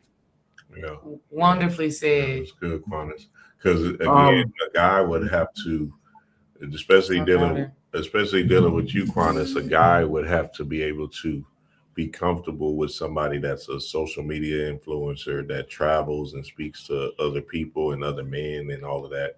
So he's gonna have to be real thorough and strong in his foundation to be able to, you know what I'm saying, get in that particular space of uh, that yin and yang balance that y'all have to have in order to become whole. So yeah, that's good. Yeah. Quantas. And I mean, I've dated people that haven't been okay with it. And I truly do not care. This is how I feed myself and my daughter. So, these are certain things that I am not adjusting unless you gonna take care of me. And either way, I don't want to be taken care of like that. Like I still want to do my purpose work, So, Yeah. I've dealt with the other side of it and I've tried to coddle it. It's like, well, I'm not, you don't have to think and it's that thing of needing someone who loves this about me rather Right. than someone who sees it as an issue. That Yeah. part, Yeah. Yeah. Absolutely. Yes, and I think for me it was loyalty. Loyalty. I'm a natural, very loyal person. Anybody I'm friends with know that I'm a very loyal friend. Mhm. I'm a very loyal husband. You know what I'm saying? I'm just big on loyalty. And the more I saw my wife was loyal to me, the more she showed me that she was down for the ride, no matter what was going on. That made me know more. Okay, I got the person I'm supposed to have. Because I know I'm a good person. Like I knew about myself. I'm gonna always do what I need to do the right way. You know what I mean? And I'm not going nowhere. Even as a friend, I'm not going nowhere, right? But I think for me it was when she left the church. When she left it, don't get me wrong, there was other moments where, Brother Joseph I remember I had she was coming out of college and I had bought my car got repoed, So I said, dang man, we hang out every time she come home. I had bought her this pizza man's car, missing a window, had a plastic bag on the side of the window. And I was so embarrassed to pick her up. But when she hopped in the car with no problem, I was like, man, she don't even care about the window missing. I can't even see out the window with a big plastic bag there. Yeah. I don't even care. She was happy to be with me. That meant the world to me. But when she left the church, I was newly spiritual, newly conscious. I didn't even fully figure out who Jesus was yet. No, I just knew I didn't need to be in a church. Mm-hmm. And when she left the church and chose to follow me, I think it was 2010, 2011. That's when I was like, you know what? If hell was real, this girl's willing to go to hell. Yeah. You know what I'm saying? I said, you know what? This is it. She can have the world. That's kind of what it was for me. It was loyalty, and I needed that in a relationship. You know what I'm saying? And I said, okay, she's loyal to me. I'm loyal to her forever. So that's what it was for me, loyalty. Beautiful, beautiful. Roderick? I can. I think now, for starters, I don't want to be a peacock anymore. Where you have to just keep showing yourself everything to be seen for them to make that decision. I feel now that it's like us being in the ocean. It's a big ass ocean out there. But I look at when you think of submarines has no windows. They can't see, but they're out in the ocean navigating. And I'm looking for that type of relationship where we don't see, but we're gonna ping each other to let me know where you are, and you're gonna ping back, let me know where I'm at. Because we need this effort now to go both ways. It needs to be that mirror. I know, because I hate to mirror somebody. You don't call me, I ain't calling you. And don't be, don't be, if you ain't got time, I ain't got time. So hopefully now you get to a point, you meet the person that, because we in this blind situation, and they understand that, so they're going to give you a ping and you can ping back. I heard you. I'm with you. I'm there for you too, and if you can get that in micro doses, you can build to something, because at that point you're going to know if things change. You're going to know when the shift change. You're going to know if somebody's uncomfortable. You're going to know along the way, because everybody's pinging in this dark ocean, because when I use the ocean metaphorically, there's a lot of people out there. We got people DM people, emailing people, and texting, and everybody's just open to receive. It's like a dating site. You just as good as the next profile hit. So now I just don't want to play that game anymore. I don't want to care any of it.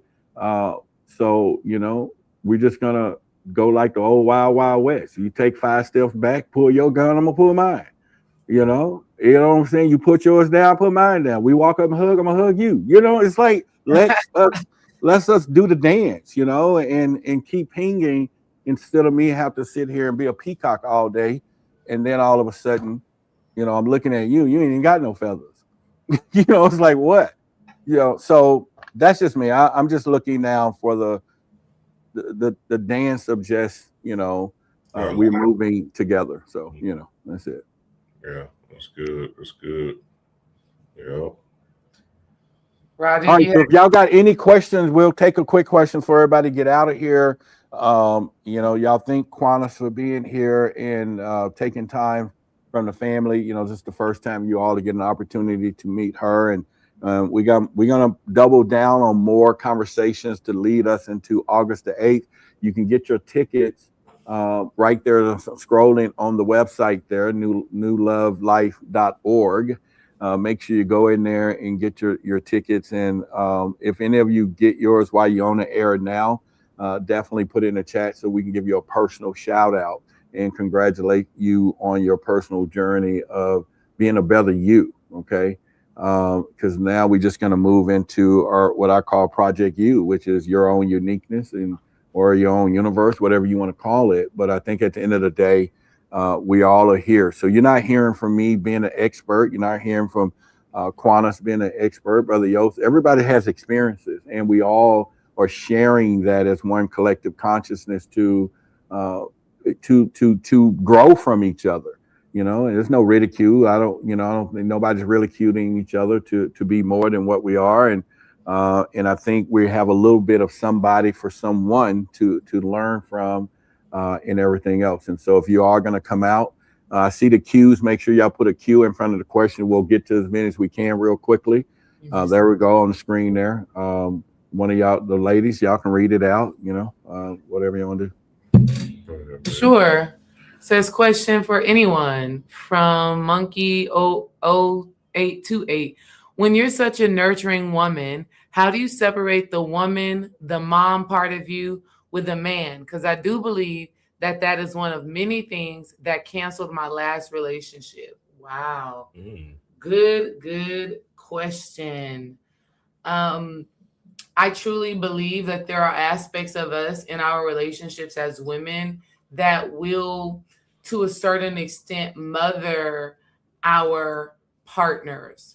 I heard this guy online say that he doesn't like when a woman is constantly asking him, hey, did you eat? Can I feed you? All of his basic necessity things.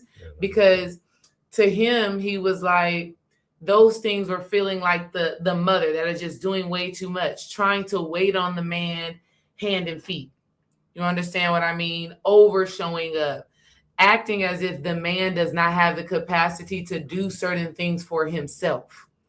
So I think it's having a fine balance between, okay, I make dreams plates, but there are some times where I'm like, babe, you're going to have to take care of that. So I think finding that balance, understanding that men need to be able to take care of their basic necessities themselves, but also just knowing who that partner is. There are things about Dream's mother that I feel like in our relationship, I support him in healing some of the wounds that he's had with his mother. Right. So I think it's just all about balance. It's about you also knowing as a woman, are you overcompensating with the mother energy? Are you feeling the need to parent a man? I think a lot of that energy comes from that savior type mentality that many of us women have been naturally raised with being and with embodying as girls. Like you're raised young on how to be a mother or how to be somebody that nurtures and cares. So I think it's about finding that balance for sure. Brother, there was a question there. If you can go back up about Victoria, it's a pretty good question. I think a lot of people run into that. Which one? If you can scroll back up to how do you get past falling for a friend because of all these I want to hear characteristics. your perspective on that as well. I wanna touch on that real quick before we move forward with the nurturing piece. Thank you, sister, for asking your question and sharing. And what I will say is that what you will notice, just if as a nurturing person, as a nurturing woman, when you really pour into yourself, and this is even in a relationship, out of a relationship, the more you nurture yourself, you will see how much energy you actually have to mother another person. And in regards to the nurturing, it feels less like mothering when the nurturing is mutual. And a lot of that energy really can be poured back into the self. So once you really just take a lot of that desire to nurture, often if it's not reciprocal, it's a desire to be nurtured. And so it's this inward desire for you to feel nurturing energy. When you do that for yourself, you will notice you will notice how much the desire to project that energy outward isn't necessarily there, and you'll have like a different type of dynamic. That's good. Genius. Yeah, that's good. I want to say something on that too, if you real quick. I'll make it real fast. I think any man that doesn't want to be nurtured by his woman is crazy. You know what I'm saying? Hey, I was saying that a while ago, like, what? Eat me, bite me. Right. Here, That's her job. Chicka. What's wrong with that, man, in my opinion? Because if you're working hard every day, the most beautiful thing about being with somebody that you with your lady, you come home and get nurtured by her. You know what I'm saying? Baby, did you eat yet? Right. Well, men want to be fed. You know what I'm saying? Did you eat yet? Here, make sure you take your medicine before you go to bed. You know what I'm saying?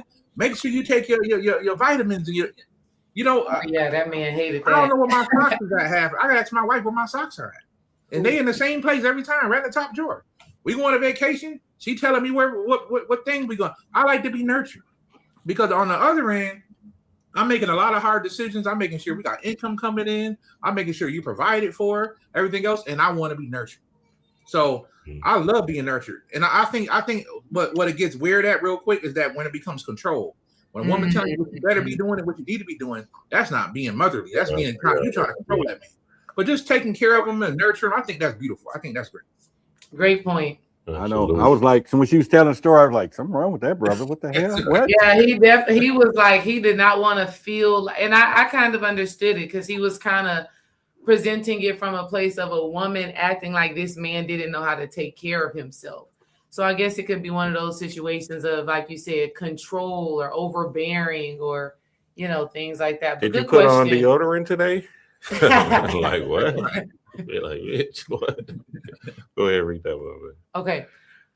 How do you get past falling for a friend because all of the characteristics they possess? How do you get past falling for a friend? Should you get past them or should you give them an opportunity? I don't know. A friend. That's a good question. Should you be trying to get past them? Are you wanting to get past? I'll answer that. Go ahead. I'll answer that from the getting past perspective because I understand it. The way that I look at it is if I find myself attracted to a person, my first question, if they're attractive, cool. But when it's a friend or anything like that, my first question is, what is it about this person that I feel like I don't possess to where I'm feeling drawn to them in this way?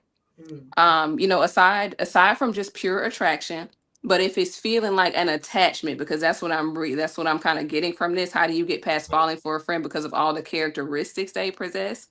It's looking like you see things that you like about them. And often when we do that, when it's not going to be our partner, and maybe we don't know your whole situation, but I look at it from the mindset of something about them is drawing me in, and is this something that I feel like I need? When you call it characteristics, so are these things that I can do for myself in a way? Like if you enjoy how grounded the friend feels, or you enjoy just different characteristics, I ask myself, do I not possess that? And I look at it that way first. And if the attraction persists, and it's like, okay, the attraction persists, but first I, just check it with that. Is it something that I need to fulfill within myself? Yeah, sometimes what happens is a guy will say, yeah, we just friends with benefits. And then essentially, the goddess will feel like this lady is saying, that possession, like, man, I just love everything about him, man. I don't want to step on his boundaries and nothing like that. So I'm gonna just keep on giving him this good loving. And sometimes you're just gonna have to fall into the space of you taking back your power. You feel me? Because that hammer can come in and just make you just be digmatized. Now all of a sudden you just, oh, I just love my friend. Oh, that's my friend, girl. Going over to his house midnight. Y'all know shit. That's exactly how it happens. So essentially what it sounds like she's saying is that she's going to have to take back her power within herself. And what I'm saying, ask herself, like, if this man really loves me, or shoot, do I need to and do I need to just move around? You feel me? Now, we all know about being a friend. We all know about being a friend, and that woman is not seeing you that way. Yeah, you got you're everything that she would want, but she want that other dude over there that ain't gonna treat her right anyway. The hardcore, whatever you want to call it, I don't know, but it's a little bad boy and all. I'm both, but I'm saying, it's just that she wants that, because that friend is showing up. He's doing all these things, and he's got all those characteristics that he possessed, and like I said, should you pass him up or should you not? Only because, we know we just friend, and usually these guys, they're hanging around for the opportunity anyway. At some point, I would think, I'm gonna bag up out of that one. Let me just bag up out. Let me bag up out of that one, because if you find somebody, brother, let me get out of there. I'm gonna get out of that one. I need to get out of that one, because it's a whole new world. It's a whole new world. If you're single and you find somebody attractive, I mean, you gotta be able to have a space to let them know, what I'm saying? Hey, I see more than this. And then that will defeat that friend zone thing. You know what I'm saying? So the flirtatious vibes. You might not want to end the friendship. You know what I'm saying? It might be safer to keep that person in the friendship place. You know what I'm saying? What if you know that this guy is better for you as a friend than to be in a relationship with? That happens. Same thing with the brothers. You know that you shouldn't mess with this sister because she's a good friend to you. And if you get in a relationship, it could mess it up. You know what I'm saying? Yeah. That comment definitely makes me feel like there's some sort of misalignment, or the energy is not being reciprocated. Because on one hand, if a friend has all the qualities that you desire and you're falling for them, why are we not exploring that to a deeper level? Why is this friend not converting into something else as it should? That was us. We were friends for 4 years before we got into a relationship. So I'm wondering what's happening in that relationship to where that friendship is not evolving. But I will say this. I have a good friend who I went to college with, who we just spent time together this past weekend in Miami. And her and her husband were friends since we were in college, right? But in college, he was a hoe. Okay, let me just be very transparent. In college, he was the guy that had multiple women, and my friend was like his confidant. She was the person that he can come and talk to and tell all the things that he'd been doing with. This was his friend, and she saw him in a multitude of ways. She saw him in that type of behavior and in that type of mentality. And we were kind of thinking about it this weekend because a lot has happened in their marriage, from infidelity, him not being present, him not being the man that he needs to be. And when we thought about it, we were like, man, because they were friends at years ago in college, he never valued her. And I don't even know if it's because they were friends. I think it's a character flaw ultimately. But I think that friendship started this belief system in his mind of not holding her in high regard, right? Feeling like she done seen me in college when I was doing all of this, and she still stayed my friend. She still stayed somebody that I could, always talk to. And so they let that turn into a marriage, but he didn't value her the way that he needed to value her, because she gonna be here regardless, because she been my friend. Mm. She been my friend for forever. She gonna be here regardless of what I do.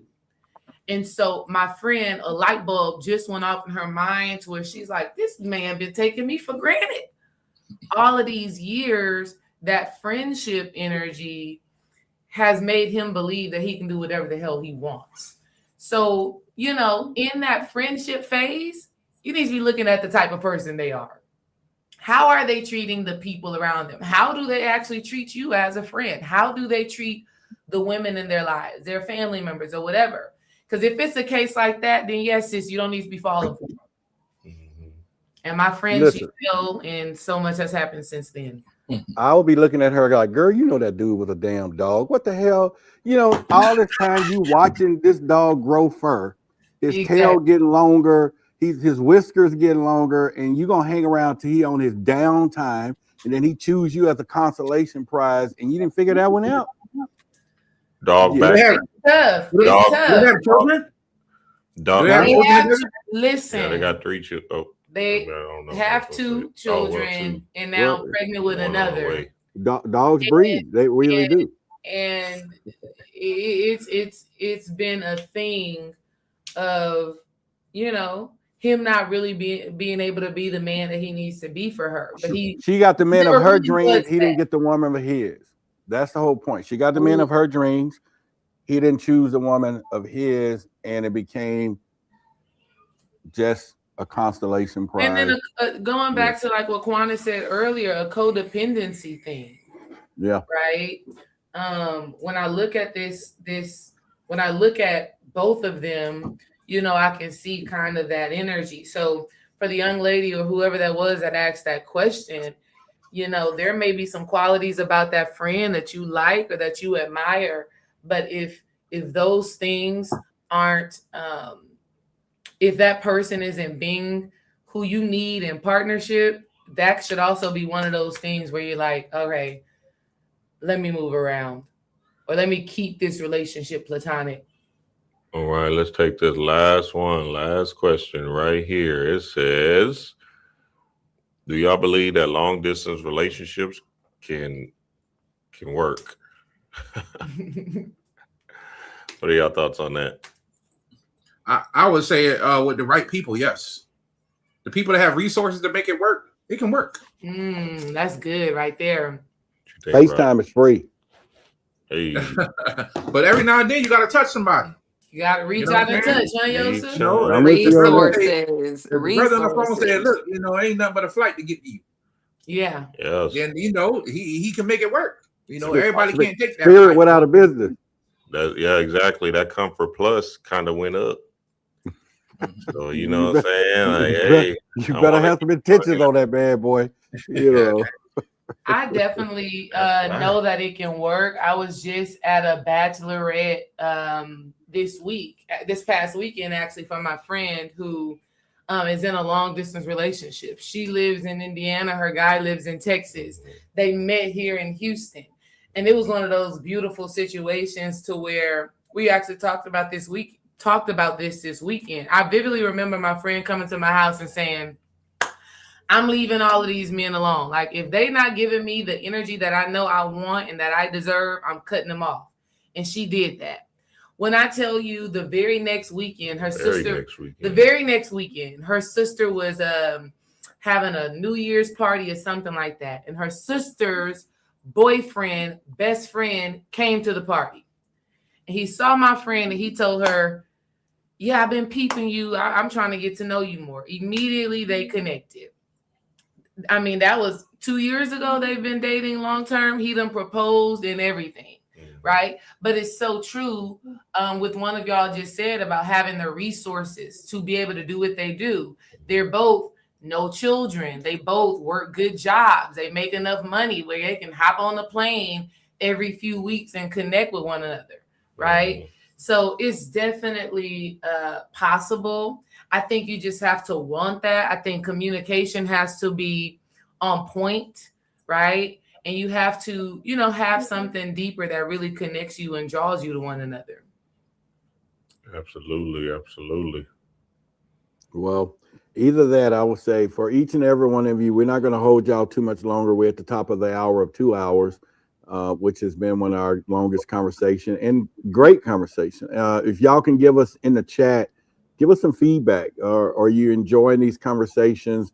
And are you looking forward to just, because like I said, we're just scratching the surface. Imagine when we get into our uncensored environment, you know, and, you know, D-Ray and her husband, and they teach y'all some real, you know, they got that sex magic stuff. Y'all know that. So, you know, y'all gonna come in and learn some stuff, and you know, just maybe, you know, you just, you know, get what you're looking for. But I think at the end of the day, the most important factor is that you are a wonderful person. I always tell you all, I love each and every one of you. I love what I do, but I also love you.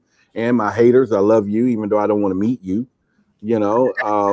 But at the end of the day, you know, we're just everyday people. And so don't think just because we're influencers and we are doing what we're doing that the world opens up to love for us too, because at some point we do have that opportunity of meeting so many different people. And so that kind of gets a different story. But, you know, I don't want with just one. I'm sure some people just want one. But I have been driven to go back to the old African days, get me 12 tents and, you know, go down to tent 2 this month and tent 3 that month and, you know, 1,200 concubines, you know, let me just go back to the king days if that's the case. But, you know, but I have decided not to let a woman drive me back to those days, you know, and so I'm just going to be truthful to who I am today. But it's interesting, you know. So again, make sure y'all come to Dallas. You know, we will have everyone from Houston up here, and Qantas will be in from Atlanta. And we all kind of get to meet and see each one of you. Qantas, I know you have a new book. I've seen you do your stuff on it. And so you want to share that with us real quick? Yeah, the book is called What Was Planted Here Before I Arrived, A Journey of Reimagining Your Patterns.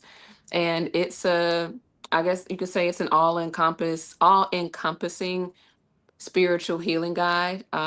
It's a self-help memoir. So I'm sharing a lot of my stories with my life, my clients. I share that I'm a medicine woman, ceremony experiences, and just extracting the wisdom from some very real experiences. Is written in the voice. It's written in my voice. So, you know, written in the voice of a sister friend, auntie, for those of y'all that are like in your younger 20s or whatnot. Like, I can't believe I'm being called auntie these days. But, Yeah, me and you both. right. I'm like, I don't even look old enough to be auntie.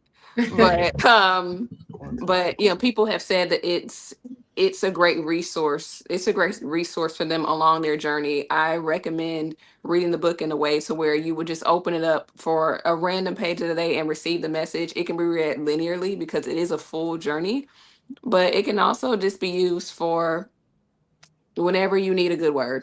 Yeah, divination style. Yes, yes. And I Usually stand on Etsy. corrected. It's Qantas, and I said Qantas, but it's Qantas, and I stand corrected. Make sure I pronounce the name there. Brother Yossi, you want to leave with any last words, and then we'll move on to the. No, I just enjoy these conversations so much. I love and respect everybody on here. And I would definitely encourage everybody to come down and have these conversations, you know, face to face with us. You know, come have this conversation face to face with us. Come have this conversation. You know, you might want to do a one-on-one with me or Sister Qantas or Dream and D-Ray. You know, you may want to pull us to the side and talk. And that's happened at the past ones. You know, come on out and have a good time. Guarantee you're going to meet some good people. We're going to have a good time, y'all. So come on out. Come support us. And more importantly, come support yourself. You know what I mean? You're going to get some good information, family. Yeah. And I want to say this too. Somebody just said they a grandma, they 50 years old. Come on out. At the last one, we had a lady that was in her 70s out there. Black woman in her 70s. She's looking for love. You know what I'm saying? So you're never too old. Come on out. You'll be surprised. You know what I'm saying? Come on out, family. Don't just think it's gonna be a bunch of young brothers there. No, every age range coming. Come on out, family. Mm-hmm. Look, y'all just made me. I just felt a little older just then. Like, damn, you know, just whatever. But that's okay. That's okay. Little wisdom in doing that. So, Brother Dream, you know, and then we'll get to Hey, newlovelife.org. What do you want to leave? Newlovelife.org. Newlovelife.org. See y'all in Dallas. All right. And Desiree? Yes, family. I definitely want to stress that multiple things will be happening at this event. Each of us will be standing on the stage and giving a little talk about our perspective on love and relationships and things of that nature. But also it's very interactive. So we're going to have microphones that will go around in the crowd for you guys to ask questions. We plan on doing some interactive things. At the last New Love Life event, we gave out some cards and everybody stood up and answered. Don't know if we'll do it that much on this time, but we definitely still plan on there being an interactive segment and then also a networking segment where we just let the music play, let y'all come grab a cup of wine or something like that and just vibe with each other and listen to the music. So it's not just one thing or the other. This is an entire experience and we're excited about it. Most definitely, you're going to walk away with a new relationship or a new connection, whether it's a friendship, whether it is a platonic relationship between male and female. It's just opportunities to connect with like-minded people, right? You know you'll have something in common because you're there, okay? So definitely wanted to let the family know that. All right. So there we are. Y'all have it. We're going to be back soon. Like I said, we're going to double down on as we are getting closer to those dates. And like I said, if you were here before and you got your ticket already, let us know about it. And so again, so we can congratulate you on the future of you, you know, in those things there. And again, it's been a plum, pleasing pleasure, as well as a privilege, you know, being here and serving you, as I would say. And y'all think Quantas is here with us too, and Brother Joseph and the couple. I call them the couple, but they're married. They're married, and maybe they're gonna show y'all some real tricks for you married folks. You know, you know, so y'all come and learn and learn. And if you want to be married, come get the tricks, because you gotta be married to get married. Come in with the tricks, okay? You know, or whatever. And so there you go. There's the books. And they're gonna. What is that subtitle? The Wild God.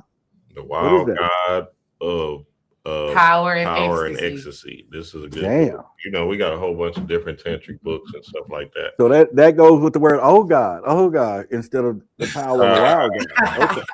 All right then. So yeah, if you want to get the power of the wild God and come on and oh God it or whatever, I don't know.